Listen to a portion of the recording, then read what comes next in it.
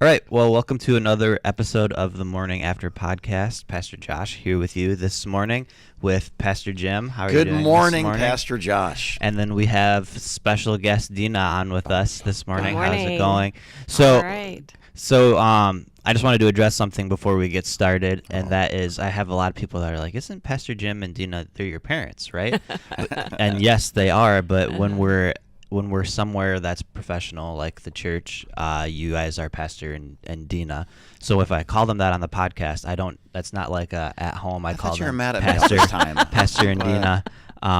But it's not something that they've asked me to do, but this is just a professional place. So Is Hollis going to call me Pastor Grandpa?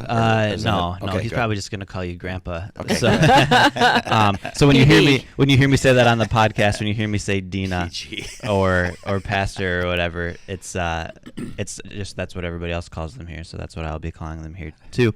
We're going to do something a little different today than what we normally do on the podcast.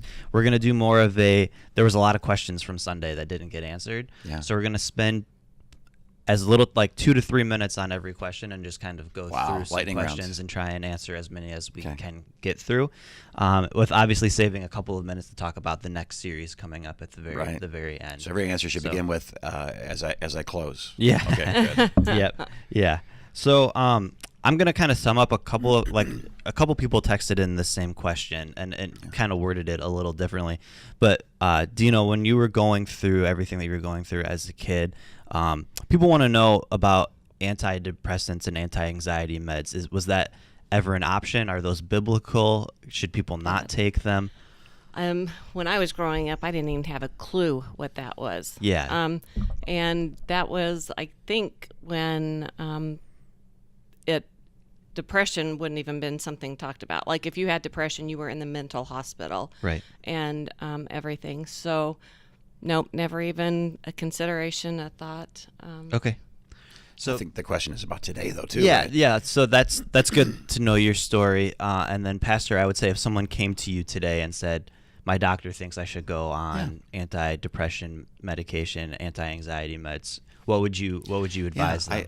It's a touchy answer, isn't it? Because some people say, well, if you're on medicine, you don't have faith. And if you have faith, then you should do this or do that. I think this is the best thing. I think our medical doctors deal with physiology and body.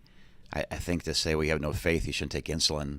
You have no faith, you shouldn't take iron. That it's not. I think sometimes medicine helps us. I think anybody that says medicine's is wrong, it means you have no faith. It's like, come on, you take an aspirin for your headache, you're on antibiotics for the flu. But I would say this: the only thing that a medical doctor can do is treat a physical symptom. Right. I think what I would want to know is as we're treating that physical symptom, what causes that physical symptom? And sometimes it is a lack. It's no vitamin D. It's that time of year we haven't seen the sunshine. It's if that's the case, then by simple vitamins you can get things back. You don't need to be on an antidepressant if all you need is vitamin D.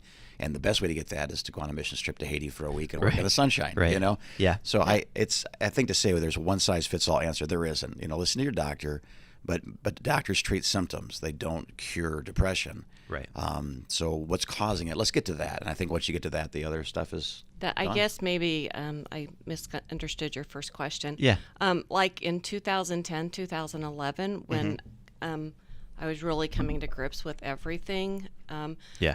I was on a antidepressant. I was on a daily Prozac, as well as I would have to take Xanax at night to sleep.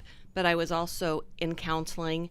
I was seeking healing from prayer ministry. I was under a doctor's care. So, I mean, I was just like, whatever it's going to take to, get me to wholeness and stuff. Yeah. So and that was the same thing with my wife. After she had Hollis, she had some bad postpartum, and we're going to counseling to figure this out, what's going on. But depression is a real thing, and I guess you don't really realize it until you have somebody that you care about go through that. Yeah. But just to see you're not you, and there's a chemical imbalance in your brain. Chemicals, hormones, all kinds of stuff. Yeah, for sure.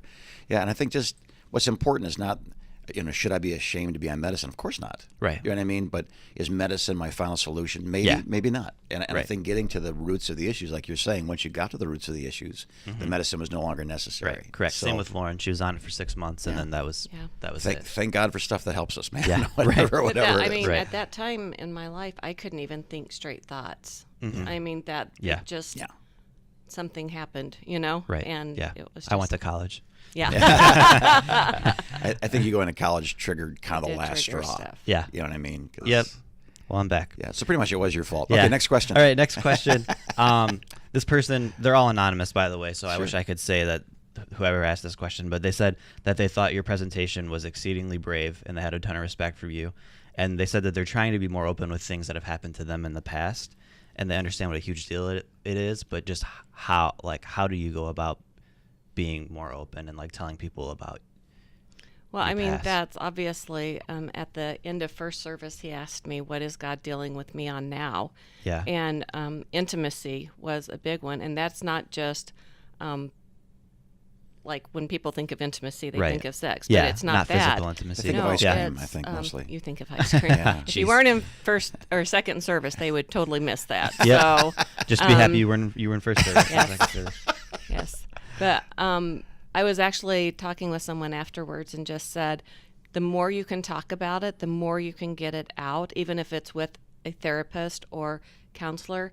It's like getting all the yuck out and everything. Yeah. So I encouraged everybody that I talked to find a trusted person, find someone that they could talk to, not just someone that was going to tell them what they wanted to hear, but somebody that was going to address the issues and everything. So I knew I had things, I was having responses to things in my soul that I wanted to keep in there because I didn't want to tell anybody, because that was, again, intimacy. And when somebody really knew what was going on in my heart, I was afraid of being rejected, afraid of being judged, afraid of, ruining his ministry. Right. And so I just kept it all pushed down. And man, when you let the lid off, it just does something for you. So. Yeah. You say intimacy. I wonder, is the word vulnerability almost a synonym for what you mean when you say intimacy? Like, I didn't want to be vulnerable. I didn't want to be rejected. I didn't want to be judged.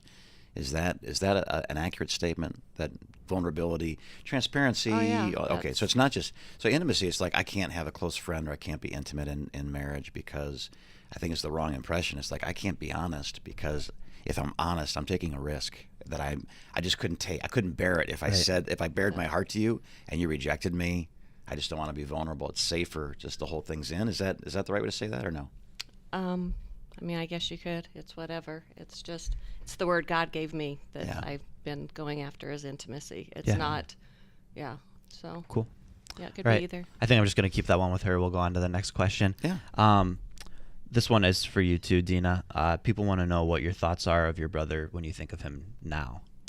I think of a man that went to the military. I think of a little boy that was beat by my dad, that was probably being sexually abused. And it actually breaks my heart for him because of I can just see the damage that it's done in him and what it's done to his family and everything. So my heart breaks for him that he, from a distance, he goes to church, he has a belief, but I don't know how the relationship is there between him and God. I don't know how his healing's coming along. But, no, God's given me a heart for not just the person that's been molested, but for the person that is molesting people, because you don't know what's going on in them. Sure. It's making them do it. Yeah. And I think that is one huge, as someone who's been molested, you don't want to even love the molester, you know?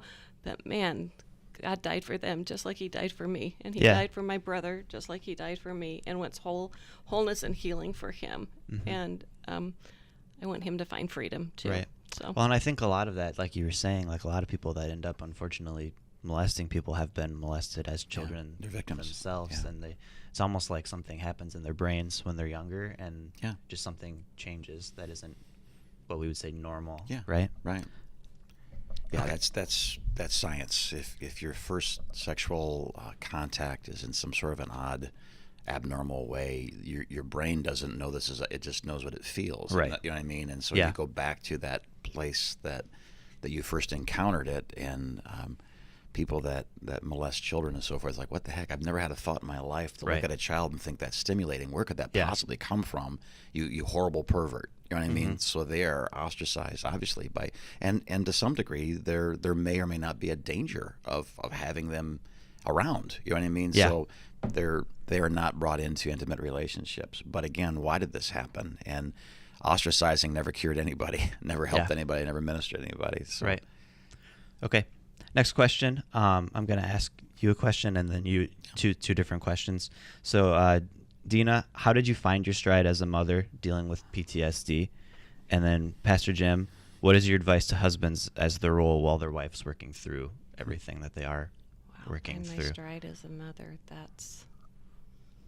I think they're more referring to like when you were a mom of young children and you were kind of, I mean, you had just told Pastor about it 5-6 years ago. You're still obviously going through it. Like, how do you not want to be around your kids 24 hours a day to make sure that they're protected all the time and nothing horrible ever happens to them when you've had all these horrible things happen in your life? Because you weren't that standing behind me every day. At least if you were, I didn't see it. So, so I guess I think that's kind of what they're asking with like somebody that's had a very traumatic life growing up. How do you not just expect that your children are going to have that same trauma and kind of let them be their own people? I think, and I'm sure Pastor Harris probably doesn't even remember this, but when you were young and JD and you both were getting dedicated at the same time, I remember Pastor Harris looking me in the eye, and I mean, the Harrises didn't know anything that had happened, and he just said,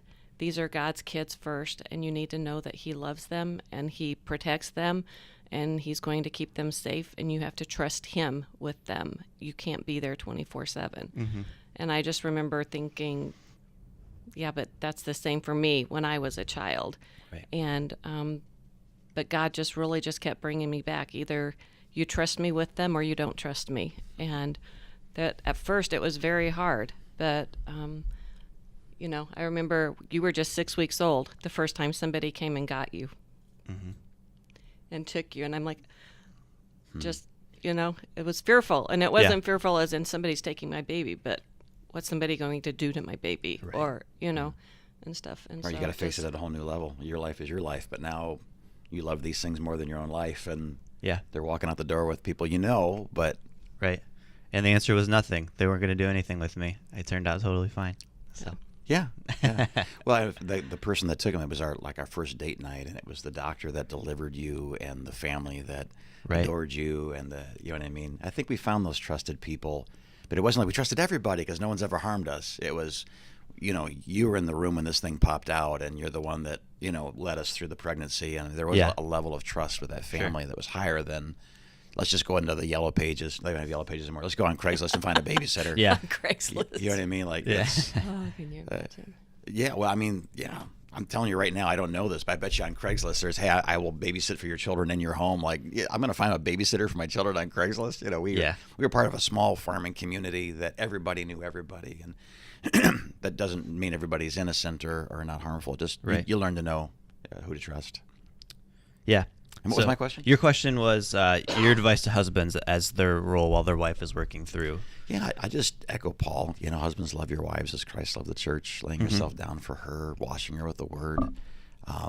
It's confusing, it's frustrating, it's personal until you realize why. Right. And, you know, there's a story, a guy's driving his brand new Corvette home. It's December. He's proud of his car. He's playing with the buttons, and all of a sudden a snowball hits the windshield and breaks it, and he slams on the brakes, and there's this kid standing there with a snowball in his hand, and he grabs him and throws him into the snow. What are you doing? It's my brand new car. And he said, please, mister, my buddy was sledding, and he's not moving. You know, he hit a tree, and he's not moving, and no one would stop to help me. It reframes it. It's like, that wasn't personal. There's a reason for this, and once you know the reason, then it's you know, forget the windshield. We got a kid that's not moving. You know, call 911. So I think if I just say this to the spouses, your spouse needs to know what you're going through. like both of you. Because if you're cold, if you're distant, if you're angry, if you're hormonal, if you're up, if you're down, if you're you don't trust, you don't like, there has to be a reason why. And as soon as you know the reason why, you're not some kid that broke the windshield with a snowball. You're someone that needs help. Right. Everybody will stop for the kid that needs help. Everybody will stop for the spouse that's honest, that's going through the process. But if it's a secret, then it doesn't make sense. And then it's all internalized. Well, you did this because, and all you have is your insecurities, your fears, what you saw on the Hallmark Channel, whatever. Right. And you got to have the truth in those blanks. If there's no truth in those blanks, then the devil will be more than happy to fill it in with something that's not true. Yeah. Awesome. Next question is for you as well, Pastor. But what was the process that you took to forgive her brother? Somebody asked me that the other day, Sunday, I guess. I don't know. I said Sunday, my first impression, my reaction was to want to, end that threat by bodily harm, by force, by the police officer. I wanted to kill him. Yeah. And I wouldn't take that back. I think anybody that finds out there's been that level of harm done to somebody you love, I think it's a brilliant reaction. It's just a terrible conclusion.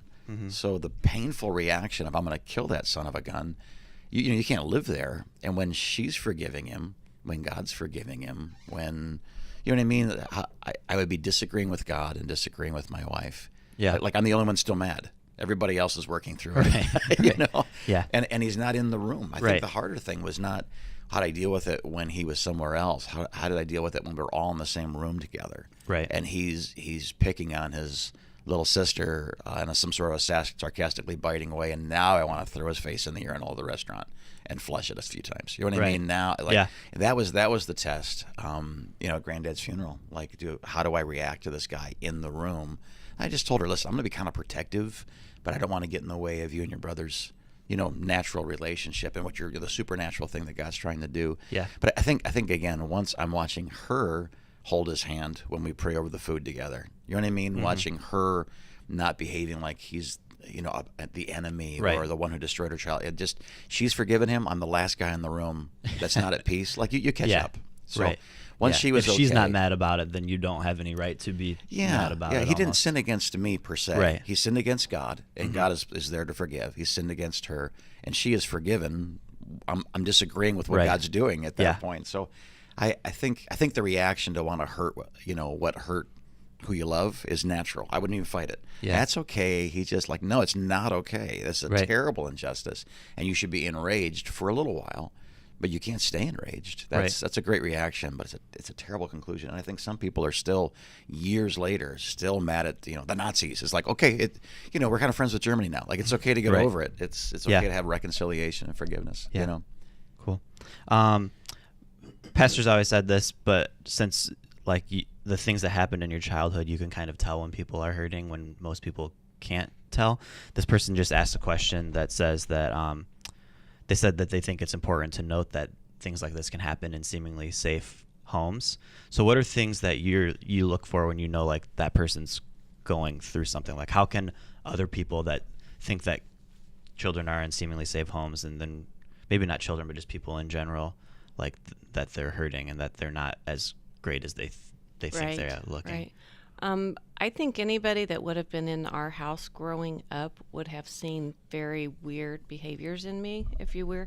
I used to have like fits of rage. I mean, like kicking, screaming, hitting. I would write horrible letters to my parents and like stick them underneath the doors, but like while people would be at our house. And I think if a child all of a sudden changes behaviors, if, they no longer want to be around somebody, that's, for the life of me, I still don't know how Grandma and Grandpa could have missed. You know what they would make me have to go somewhere with my brother, and I would, I'm talking 13 years old, kicking and screaming, and if I saw a 13-year-old that was doing that, it would make me want to question why does this happen every time they have to be with them? Or, what I'm saying? Or, it's so hard to tell. Some kids just close down completely. But I think you can definitely see a difference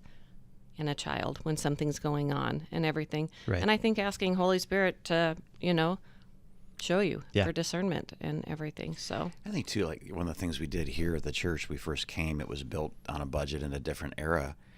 So we had solid doors, no windows in the classrooms. We put children in a room, sometimes a child in a room with an adult. It just was the norm. And then as kind of some molestation in the Catholic Church and other things were coming out, we became really like, hey, we can't do this anymore. There's no corners that people can tuck in behind. So we opened up walls and we put in big pieces of glass and cut open the doors and things.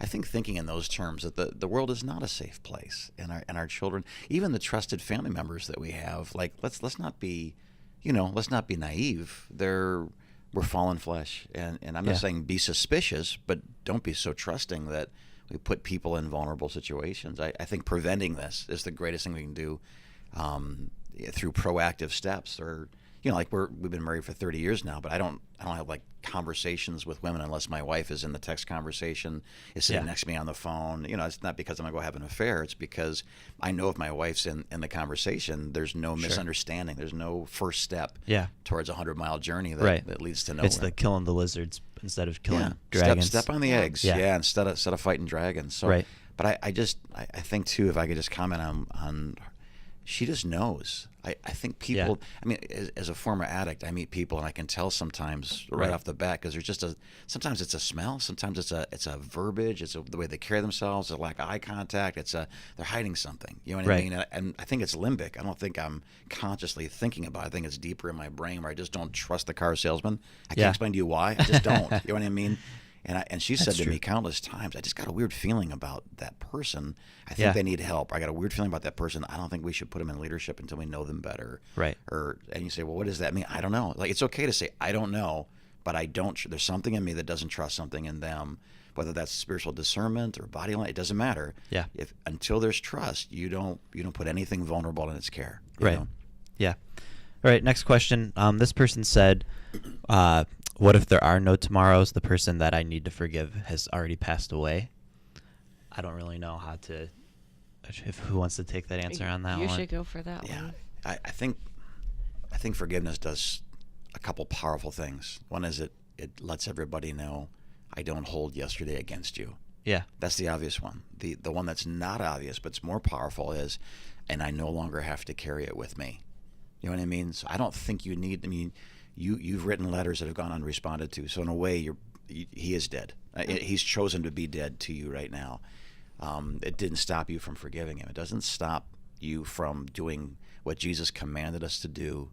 And I think it's almost this justice. I want to hurt him back. Now he's dead. I can't. I want to forgive him, but now I can't because he's gone. It's not true. You make the decision before God primarily, and then the fruit of that is what you say to men. But it isn't a man-to-man transaction. It's a God-to-man transaction that becomes a man-to-man transaction. So I choose to forgive. I'm not going to hold against them. And we're going to talk about this in this upcoming series, kind of what forgiveness is, what it looks like, how it functions, what its purpose is, why is it taken so seriously, like no other thing we can do. Spirit has more spiritual power. Forgiveness has more spiritual power, I think, than true anything else. The whole Lord's Prayer, he comes back to one thing that's said in the prayer to explain it. He doesn't explain hallowed be thy name or Father in heaven or all these radical things that are being said. He comes back to one thing, and that's forgive us our trespasses as we forgive those who trespass against us. It's extraordinary. It's extraordinarily powerful. It's compounding interest. If I have a great investment and it's compounding in interest, it's the most powerful thing in the universe. If I have a credit card company and there's compounding interest, it's the most extraordinarily painful thing. Forgiveness is like that. Yeah. What he said? What he said. All right, cool. Just going through these questions, there's no way we're going to get to all of them because there's literally like almost 100 questions that people texted in. Goodness. So I'm trying to just take the ones that are asked several different times and ask them, and they're not the ones that are too personal or asking things about specific family members in your life. So one that I keep seeing over and over again is just when you were a child and all of this was going on, was suicide ever contemplated? It seems like a lot of people are kind of struggling with that of just, I don't know how much more of this I can take. Right. Wow, that's we live in such a different age these days, you know. Yeah, was that even a thing when you were growing up? Like, did you ever heard of somebody committing suicide? I remember once somebody saying somebody committed suicide, and I was like, what's that mean? Yeah. And how old were you when that happened? Maybe 10. Okay. And I just remember my parents saying, you're too young to understand. Yeah. and didn't now even a explain 5-year-old it. in kindergarten would probably know Right, what suicide right. is. Yeah. And I actually remember we were either married or dating, and somebody committed suicide. And I remember I was like, what's that even mean? Right. And he Wow. had to explain. Right. Yeah. And I just didn't have a clue. I mean, I also grew up in a very, very small community. And so it just was never a thought, like they never talked about it on TV. They never, and we didn't have cable TV. So, it's just a totally different society now, just bombards you with so much and everything. So, yeah, do you want to? Yeah. That's really not my question. Yeah. Did I consider suicide? Right. But I guess somebody that maybe is having those thoughts, obviously it's seek help immediately. Yes. Right. Yes. And then, suicide happens when hope is erased. When you cannot envision a tomorrow that has less pain in it than today. Right. You decide in some ways to just there's no hope, and I'm going to end the pain. I'm going to get even with the people that hurt me. And really what it is two things. It's hopelessness taking control. Right. But it isn't. It's hopelessness winning the war. You're not taking control. You're losing the war. You should tell somebody. And I don't care what I'm serious. There's nothing Jesus can't beat. So if hopelessness is the root cause of suicide and Jesus is hope, I wonder what the answer is. You know what I mean? Yeah. It's I've known people that have committed suicide for noble reasons, if you will. They were mentally ill, believed that whoever they were coming for their family, right. and the only way to protect their family. But that's full on, delusional stuff. But for the most part, it's just a consummating a lie. Right. It's validating something that was never true, and it's an awful thing to do to people and to yourself. Right. Again, I think I'm just going to say that you feel like you can't go on another day because you don't have somebody walking alongside the journey with you. Right. That I spoke with a young mom at Ascend the other night, and just the stuff she was talking to me about, I'm like, do you have anybody to text when, and she wasn't talking suicide, she wasn't talking any of that, but sure. She's just like, I don't have anybody to talk to. She's like, I just feel alone. And, I gave her my cell phone number, and I'm like, anytime you feel that way, you call me, you text me, right.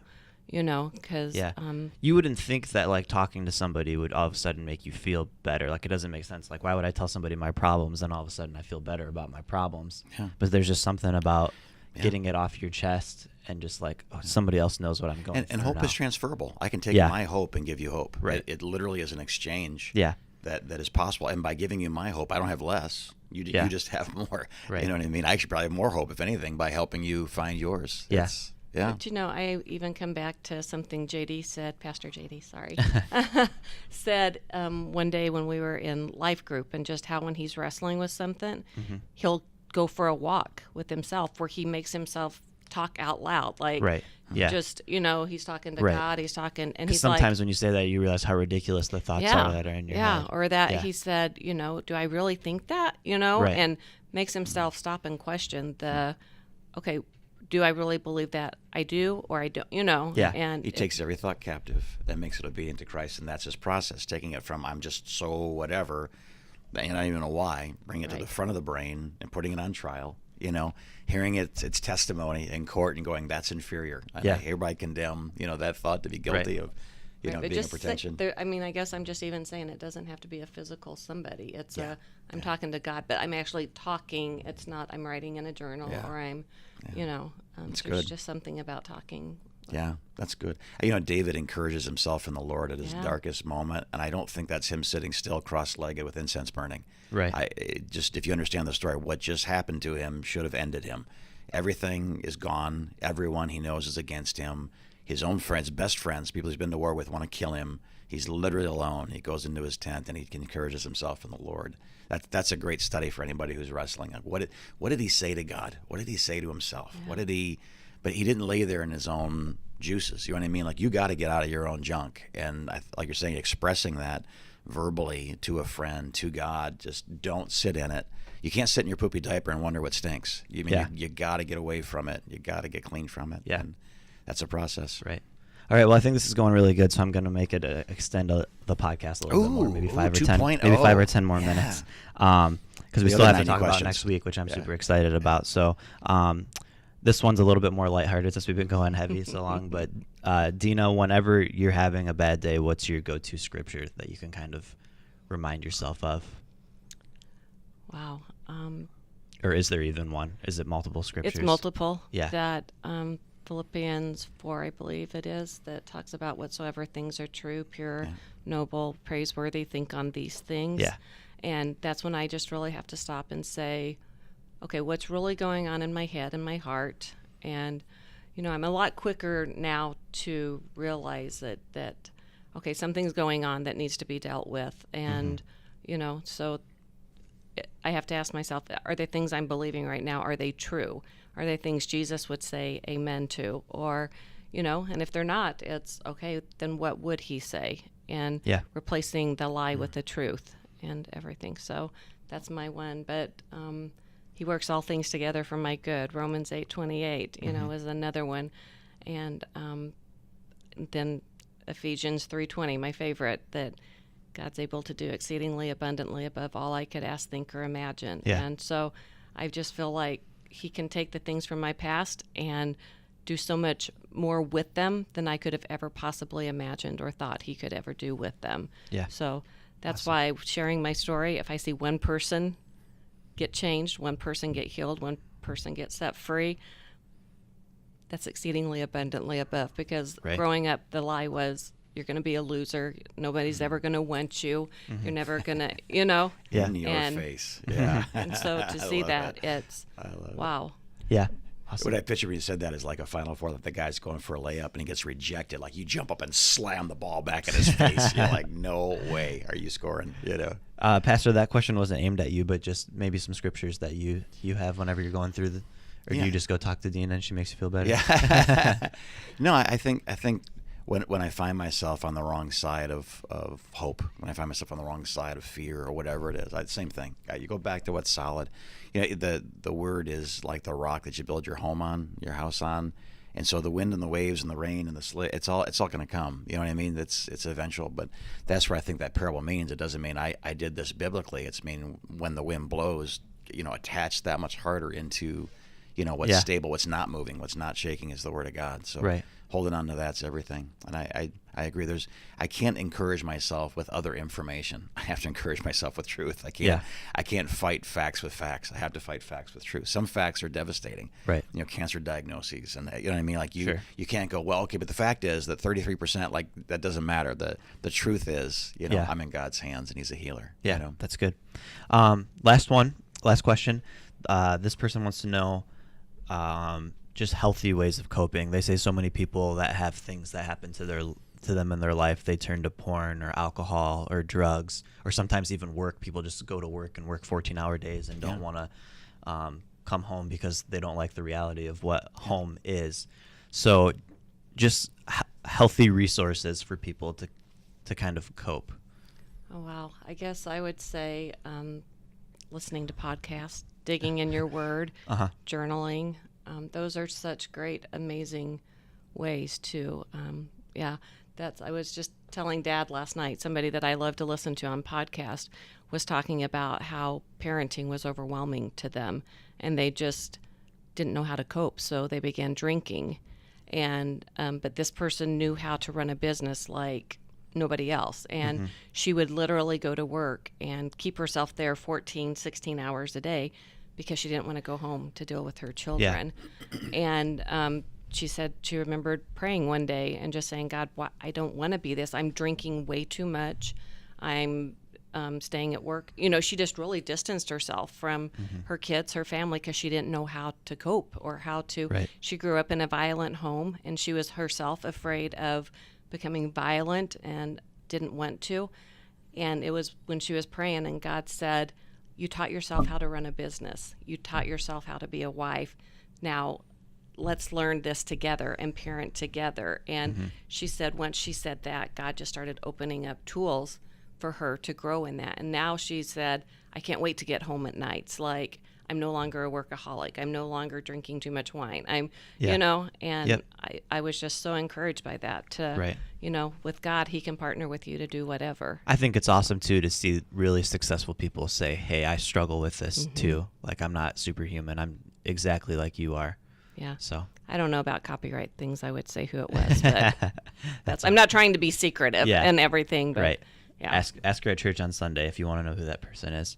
Pastor, do you have anything to contribute to that question? Well, the question was, how do you cope? And I think you got to have a better goal than coping. Yeah. How do I get victory? How do I live the life I want to live? What's my dreams? What's my calling? You know what I mean? I think I think if the goal is to make it another day, that's okay if you're adrift in the ocean. You know what I mean? Waiting for rescue. Right. But we're not waiting for rescue. We've been rescued. We're planting farms. We're building, lumber mills. We're attacking the mountain and getting the gold out of it. I think just the mindset of how can I survive another day is already a defeatist mindset. If you're there and that's all you got is living another day, then live another day. But at some point, you got to have a higher goal than the next breath. Right. And so, you having these goals to do things, to go places, to help people, to serve the staff, to build the church. You know what I mean? That's it's a good reason to get out of bed, to sharpen the edges, to, I think one of the reasons you're into all these leaders that you're talking now is you're taking on a more significant leadership role in the last year at the church, and you're like, I want to be a great one. So it's, if she walks in every day saying, "Gee, I hope I don't screw up this leadership position today," she's never going to be a great leader. You got to listen to great leaders, have a great vision. Right. So how do I cope? What are the coping tools? I think that's a terrible question. I think the right question is, how do I gain final victory and just kick the devil's butt? And that is a different question. How would I do that? I think you got to start with a dream. You got to start with a vision. Yeah. You got to know what Jesus says about you. Right. You got to have the mechanisms now that all things do work together for good. But God is also exceedingly abundantly, and take every thought captive. And it's a battle. We are not on Miami Beach, man. This is Omaha Beach, and people are getting shot left and right. So don't cope. Just kill the Nazis. You know what I mean? Take the beach and move inland. And I think it's just a better mindset. Right. Cool.